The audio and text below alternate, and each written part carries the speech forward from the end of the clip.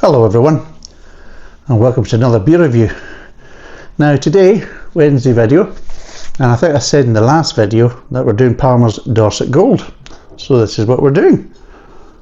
Palmer's Dorset Gold, 500ml, 4.5%. And what it says on it is Dorset Gold, a golden ale full of freshness.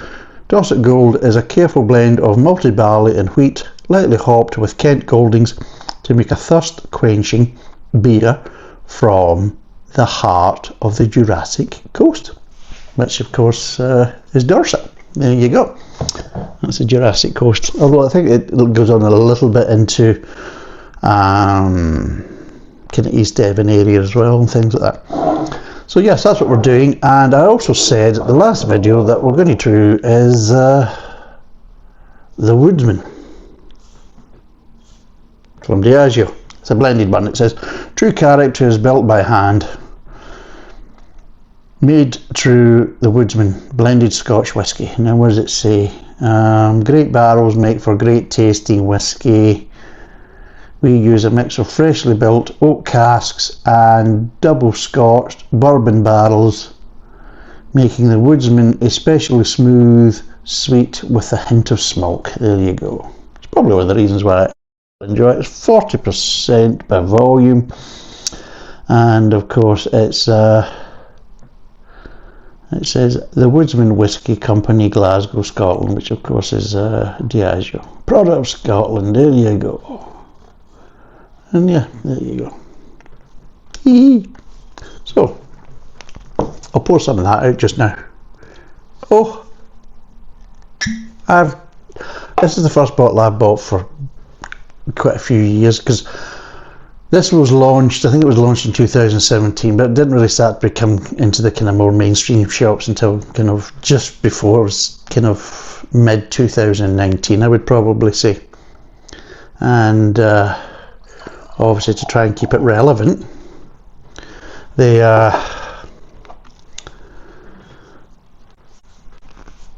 kind of sold it for quite good price on Amazon and all these type of places, especially during lockdown and things like that over the, in 2020. And I was basically obviously looking for deals and things like that during lockdown, so I was kind of looking about, and a few times this was on sale. Now I'm saying on sale, it'd be down to about what, £17 a bottle and that type of stuff, and I think it was roughly around about that. So I used to buy a few of them at a time, 2 or 3 of them at a time, and there was other kind of malts that were basically being heavily pushed around about that time, because they'd been launched maybe 12 to 18 months before, and of course it takes a while for basically it gets filtered out, gets filtered through and gets into the kind of mainstream kind of shops, supermarkets, that type of stuff, Amazon, and obviously people to get to know about it and things like that. And obviously the worst time during that period is obviously the lockdown and everything else that was happening during kind of the COVID situation. So a lot of whiskies that were launched not that long before it, they were being heavily discounted just to kind of try and promote them and get them out there and everything else and get people drinking them and things like that. So I took advantage of it. So I did. And yeah, I had a rare old time. So I did. And I was just, it was also nice just to kind of try something different. We all can get stuck in our own kind of our own little rut, stuck in our ways of kind of what's comfort. That's fine. I know that. I'll stick with that. I'm happy with that. I know what I'm getting with that. That kind of, we've all said it. We've all done it. But sometimes it's nice just to kind of try something outside your comfort zone, and more often than not, you probably think, I actually quite enjoyed that. That was something different, and yeah, that was quite good. I'll maybe do that again. You probably won't, but at the time you still enjoyed it. It's still something different. So yeah. So this one isn't different because I've reviewed this before, but I did it. Oh bloody hell! I did it years ago. And now it's pissing everywhere. Why is it doing that? You sure as shits. Jesus God. Ah, for fuck's sake. It's everywhere now. Look at it. Vesuvius. Ah, looking bastard. Should have bothered my arse bloody reviewing this again. Should have just stuck with what I did previously. Right, I didn't even get a towel. God, because it's absolutely pissed everywhere. Back in a minute. Yeah, you bastard, yeah, you Dorset bastard. Gold. Get the fucking bronze.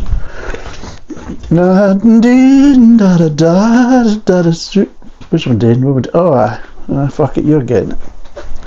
La da dee da bum dee doo. Seriously, sure a complete bastards these are. Right, there we go, a nice big towel there, eh? It's a nice bath towel, don't worry about it. I thought I'll get a nice big towel to mop it up. There you go. Let's use it. We'll keep it off camera so she doesn't see it. She doesn't watch my videos anyway, she probably won't, but at the end of the day, people that do can't describe the colour to her. He was using your bath towel to wipe that up there. He spilt his beer. And she won't know. What colour was it? Oh, I don't know. He kept it off camera, you see. I'm just either lying to you, love. They're lying to you. I said it as a joke. You know, that type of thing. Jesus, I don't know what's in that fucking beer, but it's taking the finish off this wooden table. Shit. Need to get the other end of that. Oh Jesus, that's quite moist as well. Lucky boy. Right. Well, that can fuck off, didn't you? That was good. Bastard bottle. I might take points off it for that. So there you go. That's a wee sniff snuff. Malt and kind of sweet malt is what I'm getting. I'm getting light caramel tones. And yeah, I'm getting kind of slightly syrupy tones. Not really getting any hops. And a little bit of grain. But again, it's just mostly malt, pale malt. Bit of a strange one. And with this one, what we're getting smell wise. Is it acetone? Fucking nail polish on there.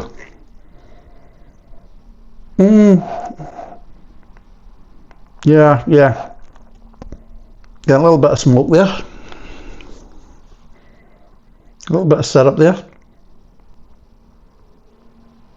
You're getting vanilla. Yeah, and you're getting slight malty tones with it. So yeah, getting slightly malty syrupness. So yeah, kind of a bit of sweetness there. Very kind of mellow, kind of smoke tones and kind of vanilla. Edges of vanilla, that's what I'm getting. And that's what I'm getting from it.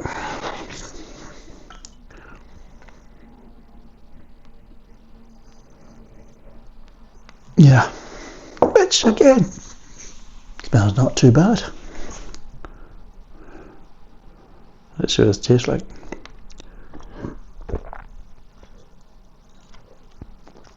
Oh yes. Oh, that's an interesting one.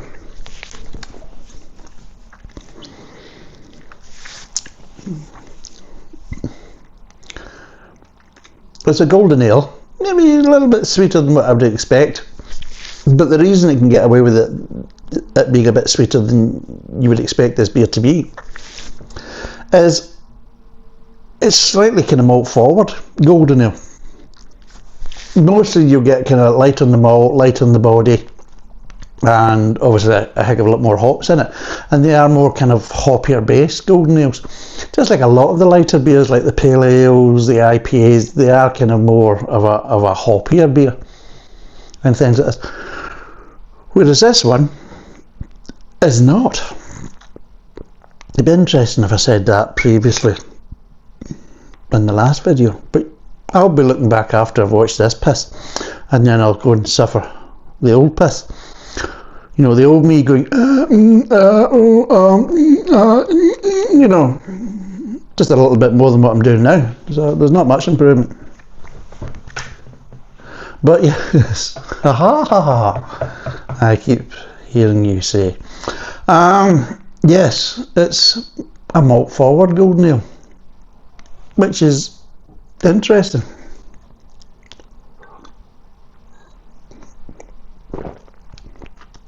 There's a bit of hoppiness in the mid tongue, a little bit at the back end, no bitterness. But yeah, it's actually very nice, but it's also a bit kind of confusing because you're looking at the colour of it and how it tastes, and you're thinking,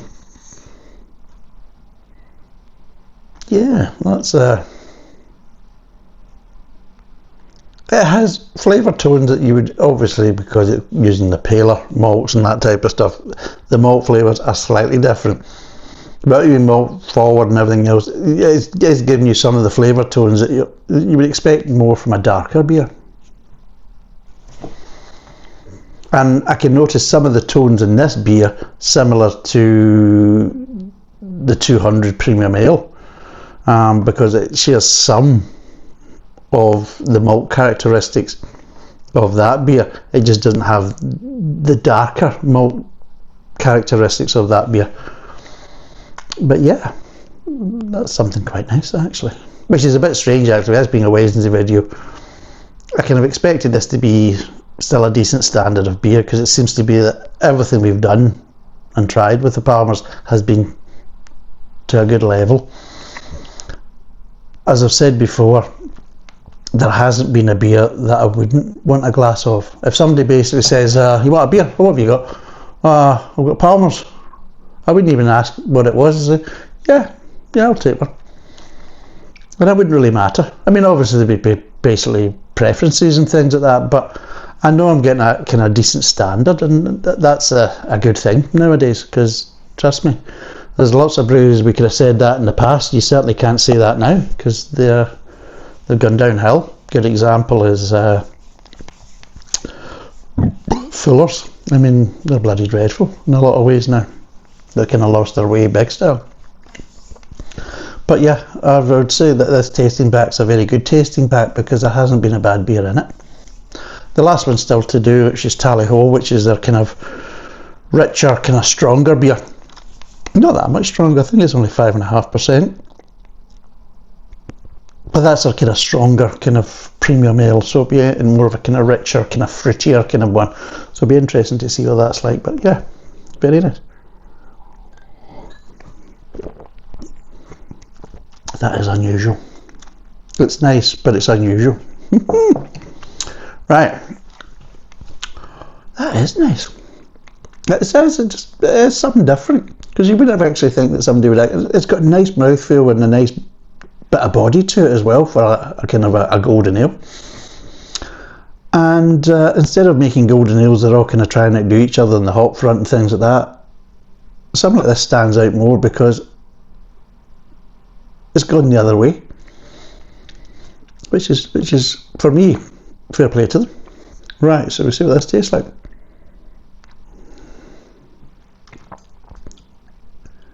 Let's see.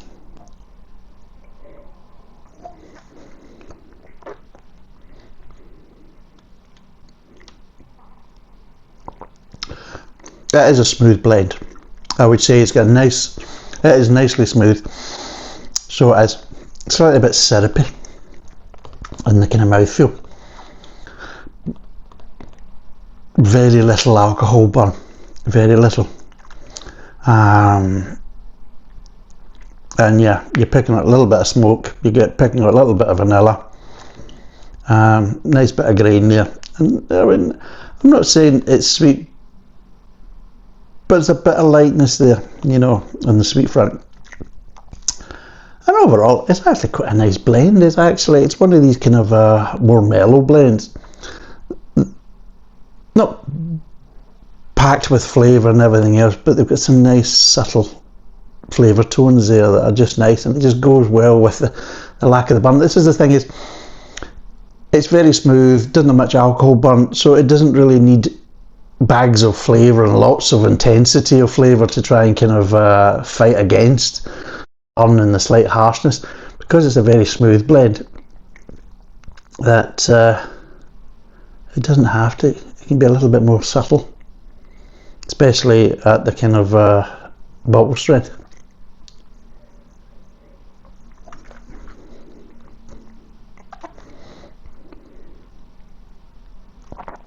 And I would probably say it's one of the few, because it stood out with me in the past with it, it's one of the few you can drink quite easily and enjoy the flavours at bottle strength. It doesn't need anything added to it. It's just actually very nice just straight out the bottle. And because it's very smooth, it doesn't have that harshness, it can also appeal a lot to women. A bit kind of similar to what Bulveni appeals to a lot of women whiskey drinkers and things like that. Because if you compare it to the likes of Glenfiddich is a lot harsher. It's got definitely a lot more of a rougher back end. But with a double wood Bulveni, although I've got the original Bulveni in there in this cabinet, the real proper Bulveni, not the kind of modern incantation. And when that was first released, it surprised me how many women were enjoying it, because it's slightly changed now, and what they've done is they've tried to kind of make multiple different versions of Bulveni to try and meet different areas of the market and that type of stuff. So they've kind of like, you know, spread betting a bit. And yeah, the original one was very smooth for a single malt, and the complete opposite of what Glenfiddich was. And it was a bit of a risk, let's be totally honest, at the time when William Grant released it. But it worked out, because a lot of people that would drink their single malts with ice, they could drink that without the ice. Which means it was good for drinking at home, because of course the problem is it's not so bad when you're in a bar or whatever, because they've always got ice everywhere, you know what I mean? It's never a problem. But when you're at home, you think, oh shit, did I put any, got any ice? Oh no, I've not got any ice. But the Bulveni can be drunk very easily without the ice. And again, even if you add ice or a little bit of water and everything else, it just became even more easy drinking. And again, it was more palatable to a lot of women who were kind of borderline kind of whiskey drinkers. You know, they like some of the flavours you get with whiskey, but they just didn't like that kind of slight harshness at the back end, or the bit of the alcohol burn and things like that. And Bulveni helped with that. And this is kind of similar, but as a blend.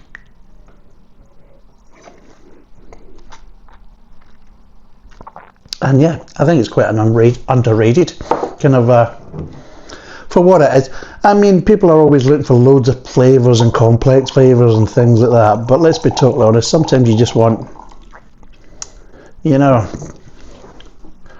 let that kind of infuse a bit, let the oils kind of dilute with the water. I think one of the things is the case is though is sometimes they forget about the pleasure.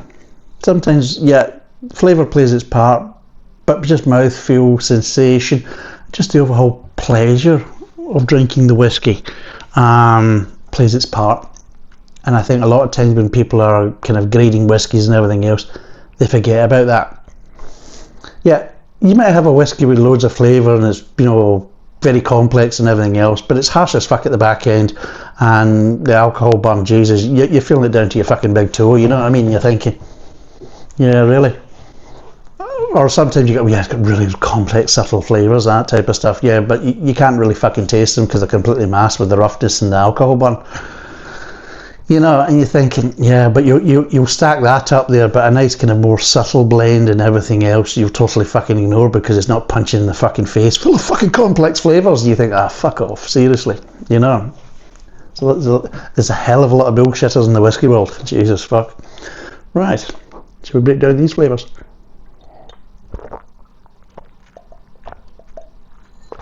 Oh yeah.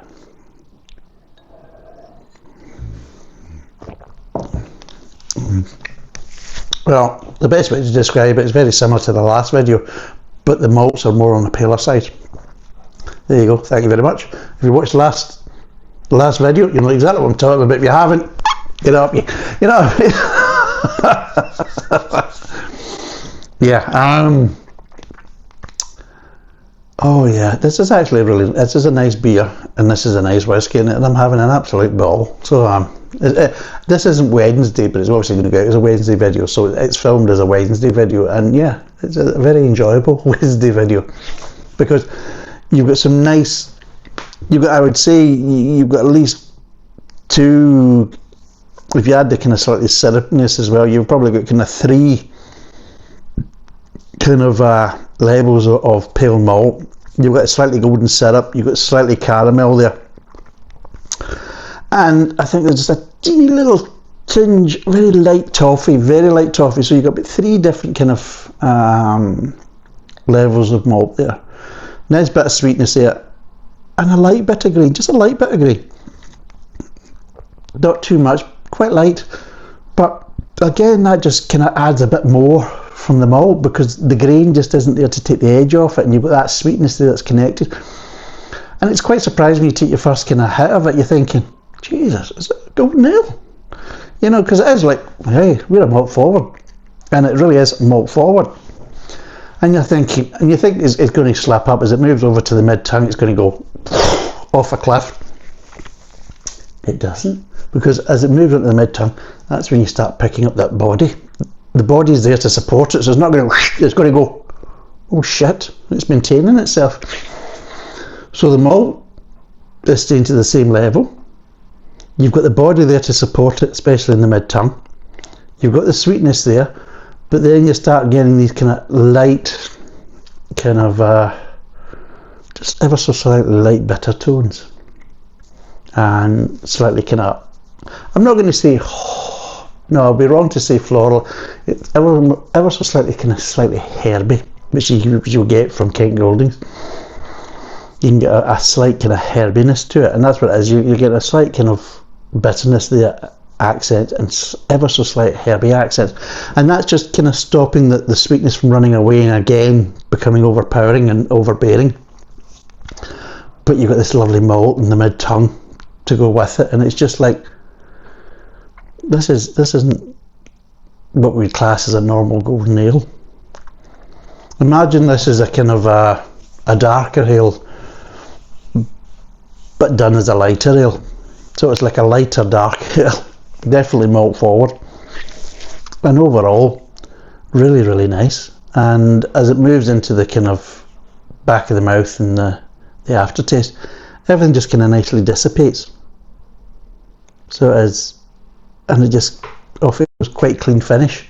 So there's no bitterness at the back end, there's no floralness, there's no hoppiness at the back end. It's just a very clean finish, and overall, that'll be somebody tooting their horn, arseholes. Didn't we miss that when we were down in Devon? Used to drive at the wall, all the arseholes driving these cars and that type of stuff, and the tractors and all that type of stuff, and yeah, I'm quite glad I don't do that anymore.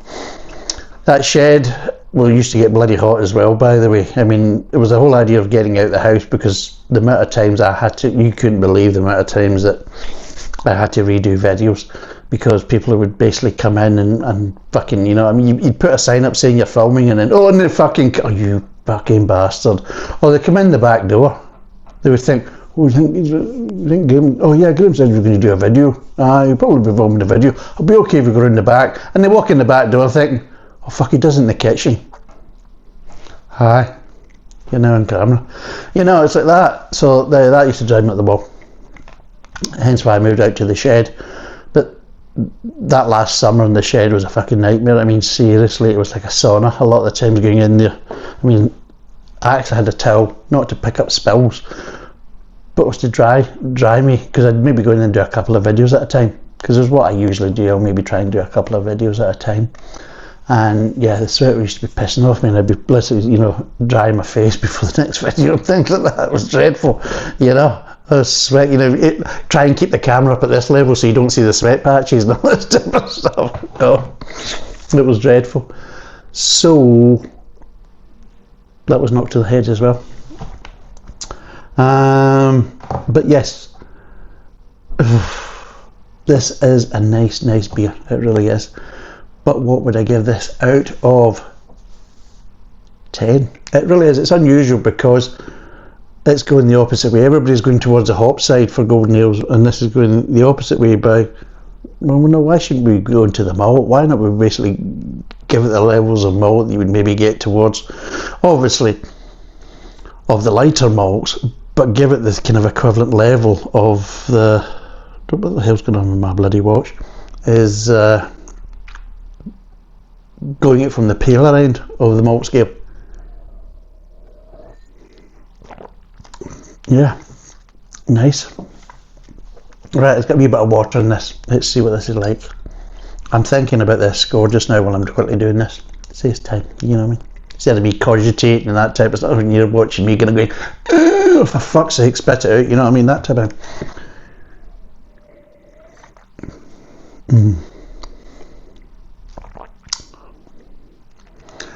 What I would say the water does is it enhances two things. I would say the vanilla kind of level stays to the same kind of level. Maybe get a slight little bit of citrus there, ever so slight. But the two main things that really get enhanced with it, the sweetness goes up a level, you know, a decent level, and the smokiness actually goes up a little bit as well. So you're leveling up in the smokiness and the sweetness. I would say the vanilla is kind of maybe goes up a little bit, but I would say it's kind of roughly the same type of ratio as it would be at bottle strength. And you're maybe getting a slight light kind of citrus tones, but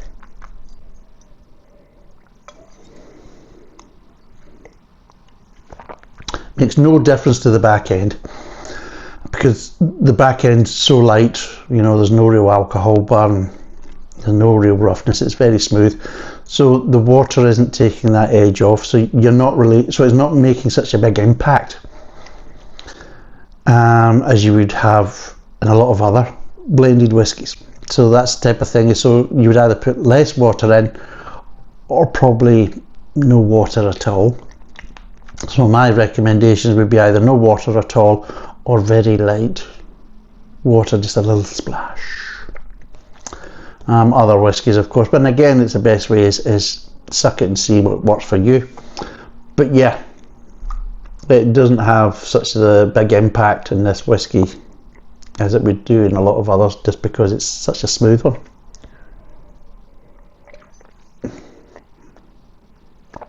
But still very nice and very enjoyable. Anyway, out of 10, what would I give this? I'm going to give this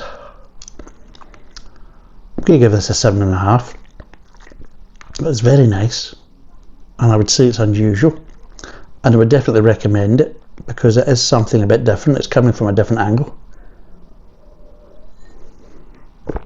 I'm surprised but this is the laziness I find with a lot of breweries. They just, well, somebody's coming out with it, well, we're just going to follow suit. They're doing okay and people seem to like that, so we'll just try and do our own version. And because the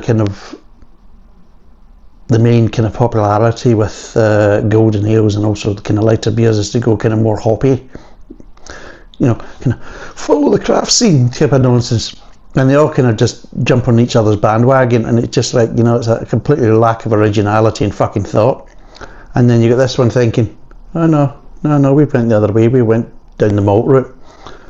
And fair play to you, you know what I mean? So yeah, 7.5, very close to a fucking 8. The main thing is because it pissed all over me, and it's light in colour, and it just annoys me that is the case as well. The colour tells me I shouldn't be enjoying it the way I am, but the flavour's saying, yeah, you should. And there's the thing, so I've got a little bit of kind of, you know, biasness that's kind of, you know, I'm slightly racist towards the colour. So I am. It's too light, I need it dark. I've gone woke. Anyway, so yes, very nice. And this one, try it. The Wisdom, I'm not usually a big fan of Diageo whiskies and things like that, so I'm not, but this one I would always say it's worth the money. If you want something that's easy drinking, subtle in flavour, and just an absolute pleasure to enjoy just straight out of the bottle, then it's one of the very few within a kind of normal price range you can do. I would say, I mean, a good kind of famous one that's very kind of smooth out the bottle, it's just straight out of the bottle. There's kind of two of them, Johnny Walker Green Label and Johnny Walker Blue Label. Out of the two, I actually prefer the Green Label better. So I do, but that's quite pricey, and I would say this gets close to it with the subtle flavours and just that really nice kind of pleasure of drinking for a heck of a lot less money. And that's why, for me, I think this is kind of, the beer snobs kind of ignore it, which tells me it's a case of, yeah, you're more of a fucking snob than you are of a fucking whiskey connoisseur. So yeah, and on this one, I would actually give this, for a blended whiskey, I would give it a 6, just for the drinking pleasure and just for the nice subtle flavours, because they can be subtle. They don't have to basically be bashing you in the face, because it's not fighting against alcohol burn or harshness. So yeah, a nice whiskey. If you've not tried it, give it a go. You actually might be surprised. And this one, it's Dorset Gold, 500ml bottle. It got 7.5 out of 10. It's 4.5%. Thanks for watching. Cheers. Bye for now.